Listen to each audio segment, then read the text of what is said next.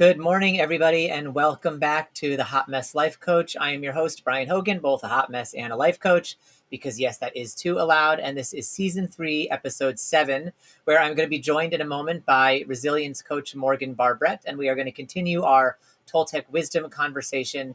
Today, we're tackling the third agreement, and the third agreement is don't make any assumptions. So without further ado, I will bring Morgan on, and we're going to dig right into it. Hi, Mo. Hey, Brian. How are you Good today? to see you. Doing well. How about yourself? Doing really well. Thank you. So the third agreement for the folks at home is don't make any assumptions, which sounds simple. Okay, don't make any assumptions, right? That's it. Don't make any assumptions. Except it's complicated and it's difficult because it's what we do all the time. We do the exact opposite of this in normal everyday communication. I mean, we all know of like the cliche that husbands and wives should know each other so well that they read each other's minds, like that kind of thing, right? So it's like we tend to assume that our wants and needs are going to be met by the people that love us simply because they love us and they should know us so well that they should know our wants and needs. And so that's an assumption that we're making. And the assumption that we're making is that they are making assumptions about our wants and needs that are accurate. So we're assuming that they're assuming, and then we're assuming that their assumptions are accurate assumptions, which is inaccurate because our assumption was inaccurate to begin with. So Yeah. we want You really dove right in there, Brian. So I assume that everybody at home followed that perfectly, and I need to say nothing more. So when we say making assumptions, I think of like a couple other ways to explain what that means. Anytime that we see or witness a situation in our life or interact with another human being and we make meaning out of the circumstance that we're observing, or we make meaning out of the way that somebody else reacts to us, that is technically an assumption. So let's say that I think the example that's used in the Toltec or in the 4 agreements is if you're at a mall and someone smiles at you, you could extrapolate any kind of meaning from that one smile. They could be friendly. You could assume that they're friendly, or some people might assume, oh, that person must like me. And then they'll have a whole fantasy about about having a relationship with this person because they stop it. Yeah, but we can extrapolate meaning from a neutral circumstance, and that meaning that we make of it, that story that we tell about what has happened, is an assumption. Or for example, if you're interacting with a partner or a friend, let's say you give them a call and they don't answer and then they don't get back to you, you could extrapolate the meaning that like, oh, they don't care enough to call me, they don't care enough to reach out to me. That's also an assumption, the meaning that we make from any circumstance. So you could call it meaning making, or you could also call it drawing conclusions, because your brain wants to make conclusions to make sense of the complicated and difficult to understand world around us. All of those things qualify as making assumptions. Yeah, absolutely right. And I love, yes, that's 100% true. And the drawing of conclusions thing, I want to touch on that a little bit because our mind likes to draw conclusions and it likes to make meaning because we feel safer with answers than we do with questions. That's sort of just the way the human brain works. Like, for the most part, if I'm going to vastly generalize, all of the entire species, we like answers and certainty more than we like questions and uncertainty. And so because of that, we have this proclivity to make assumptions, because assumptions or drawing conclusions or making meaning is a way of filling in the blank when there's uncertainty. And if we can fill in the blank, even with an assumption, it makes us feel safe. Even though there might be no basis for that assumption to be true, the assumption might be wildly inaccurate, but we would rather have an inaccurate answer than a question lingering out there in the world or lingering out there in our mind. And so we tend to make assumptions. And this is something that's cultural, and we've been doing it our whole lives. So when we trot on here on Hot Mess Life Coach and talk about, like, let's make the third agreement, don't make any assumptions. It's totally easier said than done, because what Hmm. we've been doing the whole time is making assumptions.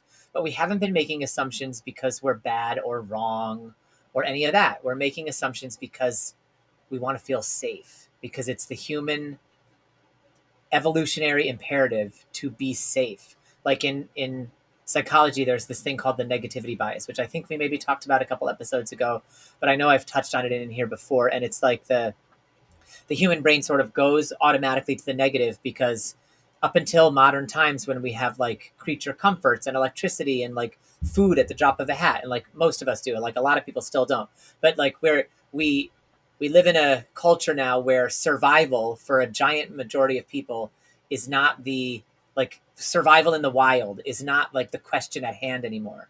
And but it was for hundreds of thousands of years, millions of years. And so in order to survive, we had to be focused on the negative. Like the age old example is like if you hear a twig snap and you assume it's a tiger, then you're more likely to live than if you assume that it's not a tiger and it is a tiger and then you die. Right. And so we have this Yep. bias towards negativity, which is also rooted in making assumptions, the assumption of the negative. And so that continues into modern day culture because we when we're faced with any kind of uncertainty, we would rather make an assumption, even a negative assumption, so that we know what's going on and then can then problem solve it and be solution oriented, rather than live in the liminal place of uncertainty with whatever the thing is in front of us. Yeah, so you take that same negativity bias that used to be applied to survival, and then you apply it to situations where you're communicating with people that you care about, that, we hope obviously are not threatening your life, right? Um, and and you could be having a conversation with that person that you love, and they say something, you interpret it to mean they don't care about me, they, don't want to hear what I have to say, they blank, blank, blank. And your brain feels more comfortable making the assumption that their behavior means something negative about your relationship than to either assume anything else, or to leave it open and say, I don't really know what that person's behavior means. I don't really know what that person's behavior is about or where it's coming from, because your brain feels more comfortable with the certainty of, I know what's going on here, and therefore I need to defend and protect myself from that. Yeah, exactly. And the reason our brain feels more comfortable with that knowledge is because the other way, to live with the uncertainty, like I don't really know what they meant by that. I don't really know what their agenda is. It's hard for us to have the I don't really know. I don't really know because we want to fill in the gap. We want to do something with it. And in order to do something with it, we have to first become comfortable sitting with I don't really know. And then in order to move out of I don't really know, which we all want to do because we want to move back to safety and certainty, we have to have courage. And that's the hard part, is having the courage to ask questions. Because according to the Toltec way of looking at this particular agreement, the antidote to making assumptions, the way that you can go about not making assumptions and upholding the third agreement, is by having the courage to ask questions, to ask lots of questions all the time until you have clarification and understanding. And with people in your life who hopefully you have a rapport with and you feel safe with, it might still be difficult to ask questions because it's like, okay, when we were talking a few minutes ago and I was trying to bare my soul to you and you looked down at your watch, it hurt my feelings and I want to know if you were disinterested in what I was saying. Like, that's vulnerable. You know what I mean? That's a Mm-hmm. lot to, like, I have to ask that question. Like, that's a lot. That's hard. And that's with somebody you love and somebody you care about. So now take this out further and say it's with like a relative who things are dysfunctional with and it's unsafe. And then you have to ask a question like, when you showed up late to my event last week, I started spinning a whole story in my head. And so I just wanted to ask why you were late, what caused that to happen. Like, that's even scarier because now you're talking to someone who might blow a fuse at you, who isn't necessarily safe. They still love you. They're a person in your life, but like maybe it's slightly less functional. You know what I mean? Like a parent or an aunt or like the rich uncle who you walk on eggshells around. I don't know, whatever. But it's like, so even in really safe relationships, it's hard to ask clarifying questions because they make us vulnerable. So then take that out one level to relationships that are still familial, still love, still friendship based, but you don't feel totally as safe. And having the courage to ask questions in those relationships is even harder. And then we can go out a layer further from that, like to a boss at work. You know what I mean? And you're like, okay, I've been working here for 4 years now. And, I remember having that conversation with you a few months ago about a raise, and you said you'd get back to me, but you haven't gotten back to me. And I was just wondering why that was. Because that's really ballsy now. And you have to be really vulnerable to ask that question because they don't love you. That's your boss. You know what I mean? They could give a flying squat about you. You know what I mean? Like maybe if you work Depends on the boss. You're making assumptions, Brian. You're right. You're so right. If you work in the family business, maybe they do love you, or maybe they hate you even more. Like, I don't know. The point is, even in relationships where there is love, it's hard. So in relationships where there's only professionalism or only camaraderie or only acquaintanceship, it's even harder to have the courage to ask clarifying questions because you have no idea what it's going to be met with. But in absence of asking clarifying questions, you make assumptions. And the danger of making assumptions is because it's so commonplace, we believe they're true. We don't think to ourselves, I'm making an assumption that they don't want to give me the raise because my work has been subpar. We actually think my work is subpar. And we don't realize it's an assumption. So that's the danger of it, is that we make this meaning, we draw this conclusion, and we don't see it as an assumption that we've made. We see it as the truth. Exactly. Yeah. Yes. Yeah. So to kind of extrapolate meaning from what you're saying here, Brian, don't make an assumption that you know what I meant. Well, I'm going to ask a clarifying question, so it's okay. So in order to move away from this instinctual, I guess, compulsion to make meaning of our situations and make assumptions, we almost have to shift into a default state of mind that is ironically assuming that we don't know.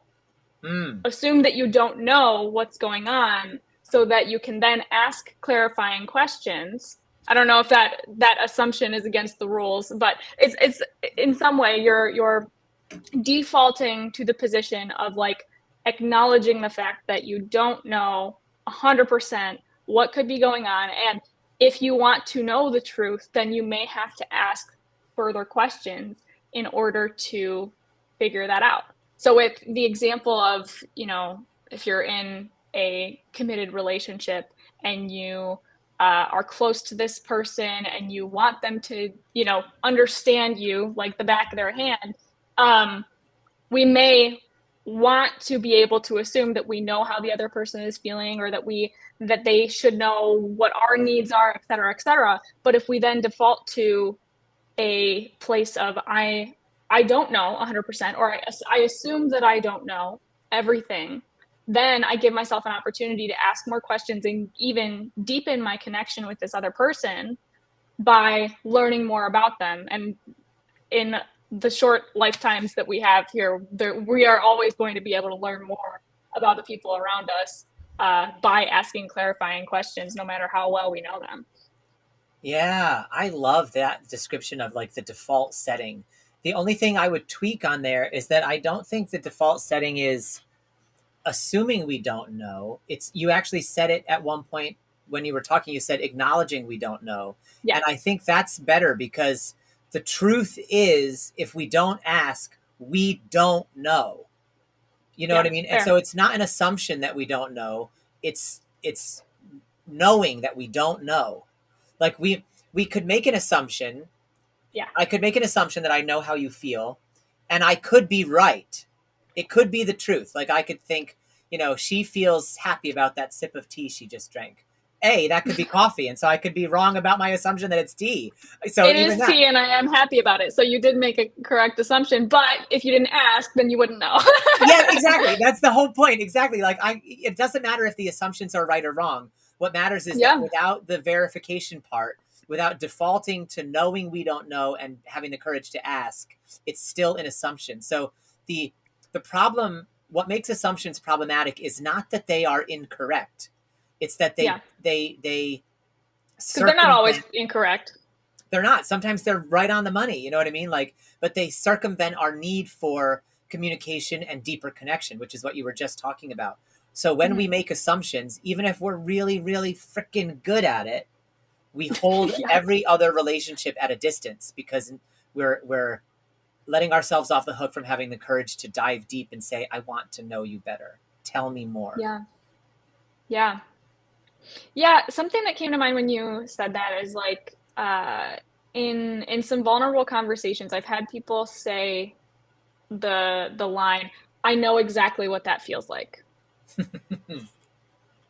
which you may like that person may have a similar experience that they're like, and they're trying to relate and they're trying to communicate that they empathize, right? But saying I know exactly what that feels like is also technically kind of an assumption because like we're different people. Even if we were facing the exact same circumstance, I may feel differently about it. So that's another kind of like niche uh, moment in a conversation where an assumption might take place. Where if that person were to ask more questions, this is where in conversations where you're trying to support somebody, if that person were to ask like, "Oh, how does that make you feel?" I would likely feel more supported than when they say, "I know exactly how you feel," because it gives us an opportunity to open up the conversation and to get more into detail about what's actually going on, what we're experiencing.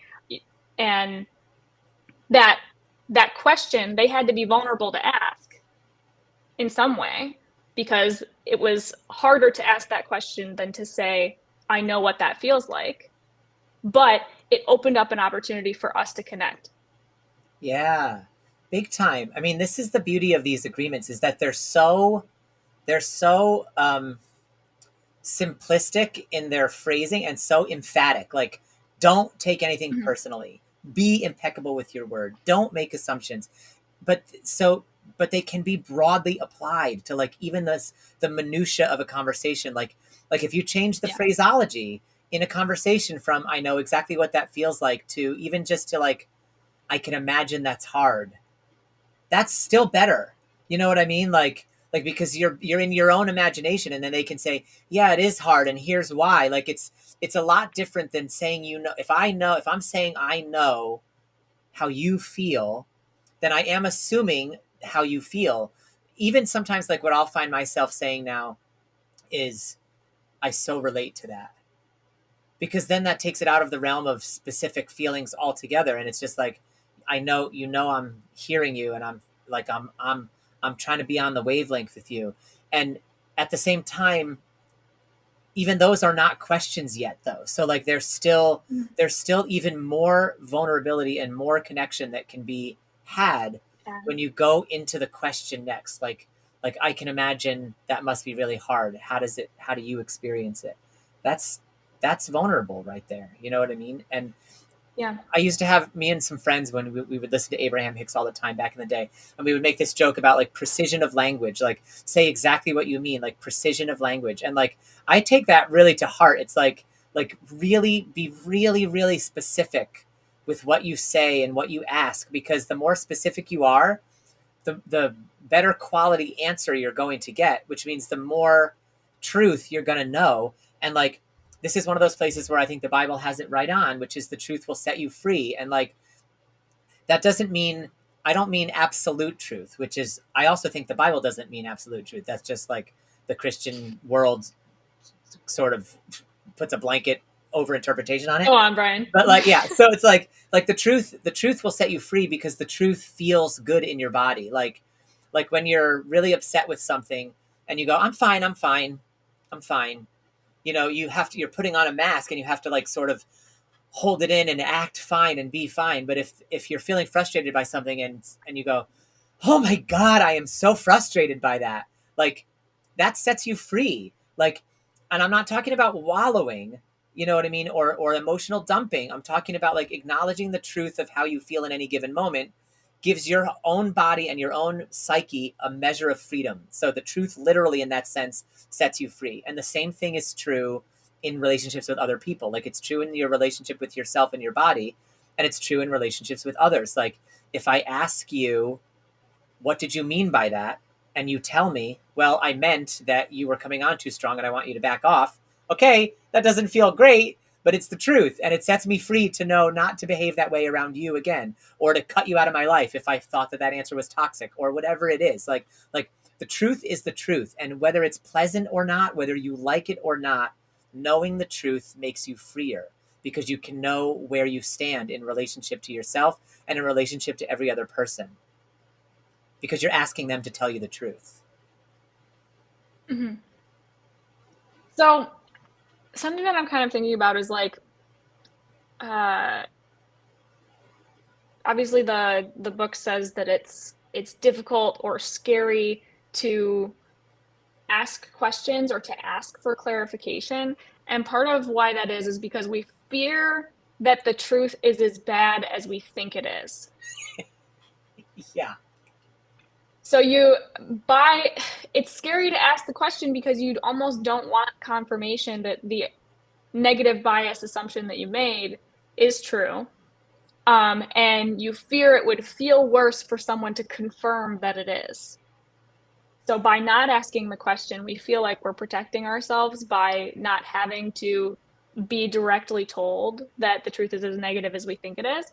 But if we don't ask the question, then we don't even give ourselves a chance to be pleasantly surprised that maybe it's not quite as harsh as it was. But if it does, if your negative assumption is true, then by getting that clarification, it gives you information that you may need to distance yourself from a relationship or set boundaries or take take measures, actions that help protect you from the people who are not safe for you in the future. But if you ask questions and you're pleasantly surprised and the truth is more kind and compassionate than you think it is, which it usually will be just because we know that we have a negativity bias, then you get to be released from the pain and the fear of what you thought the truth was. Yeah, exactly. Because, like you said, 99.99999% repeating into infinity, the truth is going to be more pleasant than you think. I agree that that's right.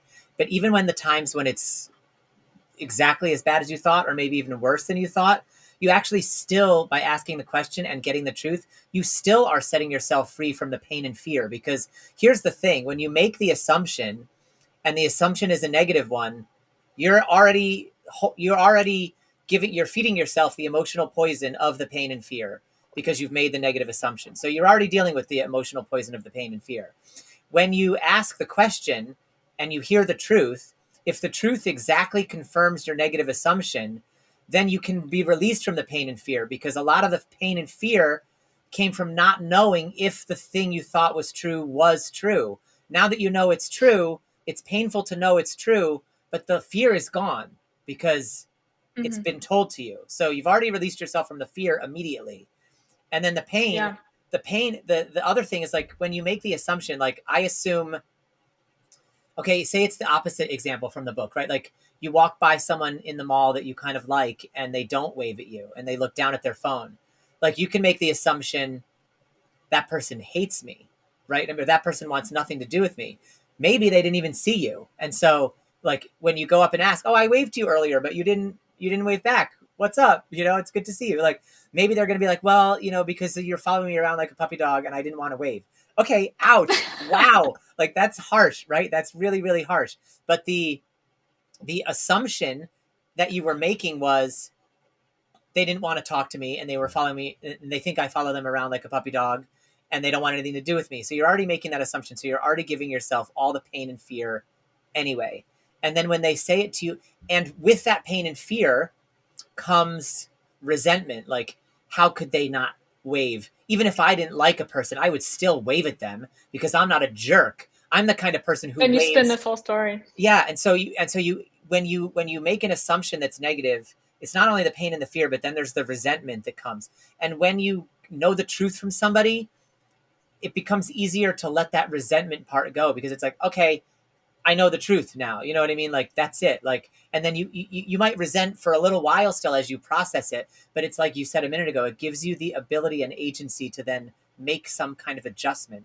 Whether the adjustment Mm-hmm. is I put them in a different place in my life, or I take them out of my life, or in some situations, the adjustment might be like, oh, I do tend to be a little stalkery, and maybe I can change my behavior. Like, not every adjustment needs to be an adjustment you make to fix the world outside. Sometimes an adjustment is like, oh yeah, I'm going to take that critique in, and I'm going to change myself in relation to it. You know what I mean? Like, maybe Yeah. maybe they say I didn't wave to you because whenever you stop me in the mall, you take up 20 minutes of my time, and I didn't want to talk to you about nothing for 20 minutes. And like, actually that might speak to you, and you might be like, whoa, maybe there's other places in my life where I talk for 20 minutes about nothing, and I could look at that. And so it's like, it's not always that the other person is toxic. Sometimes it's like you might be revealing something about yourself that, like, oh, I could work on this, because we all have stuff we could work on. So it's like, it's not good or bad to have been told the truth about a flaw within you either. Like, that's okay too. But the truth Mm-hmm. still sets you free, because it's better to know that. Like, Yeah. and it's also still just someone else's version of their opinion of you. And it's like, you decide what resonates and what doesn't resonate. That's the agency we get to have, but we don't get to make those decisions if we're living in the fantasy land of assumptions. Mm-hmm. All right, Brian. So how do we not make assumptions? Or how do we work towards making fewer assumptions in a way that can alleviate some stress and suffering in our lives? Yeah, it's asking questions like that one. We ask questions. And so I think the real answer here is, in order to get good at asking questions, we have to get good at courage. Yeah.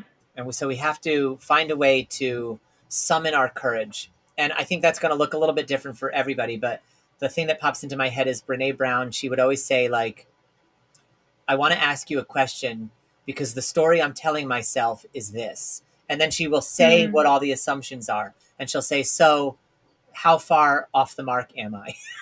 You know what I mean? And so like, ask the question. And so, like, that's yeah, fine. Like, that's really vulnerable, but it's also like that's so taking, amazing. and it's taking ownership. It's saying, like, here's the story I'm telling myself. Boom. So you put your assumption out there. So you've actually told the world the truth by speaking your assumption out and framing it as a question and giving the other person a chance to either confirm or deny. And then you move Yeah. on from that. I So, actually do that in my relationships, both my relationship with my fiance and with my friends, like, frequently. And I can't remember a time where that didn't result in greater understanding and greater closeness with the person that I was speaking with. yeah. Wow, that is great. Exactly. Good. I love it. Right on. Yes. So guys, share the stories you're telling yourself with the people you're telling them about, and do it in humility and with courage and without blame, and just Mhm, see what kind of closeness you can engender when you get vulnerable like that. mhm. And in the meantime, if you want to learn more about Morgan and what she does, you can visit her online at selfloveatlas.coach, or you can find her on Yep. Instagram at Morgan_Barbrett. And if you want to learn more about me and what I do, you can visit me at thebrianhogan.com, or you can find me on social media at thebrianhogan. In the meantime, we will be here next week at the same time, Thursday, 10:30 a.m. Eastern, for episode 8, where we will talk about, I'm not sure yet what we're going to talk about, something in relation to the third or fourth agreement, or one of these agreements. Somewhere in between there. Yeah. Yeah. But in the meantime, be hot, be messy, and be blessed. Much love. Thank you, everybody.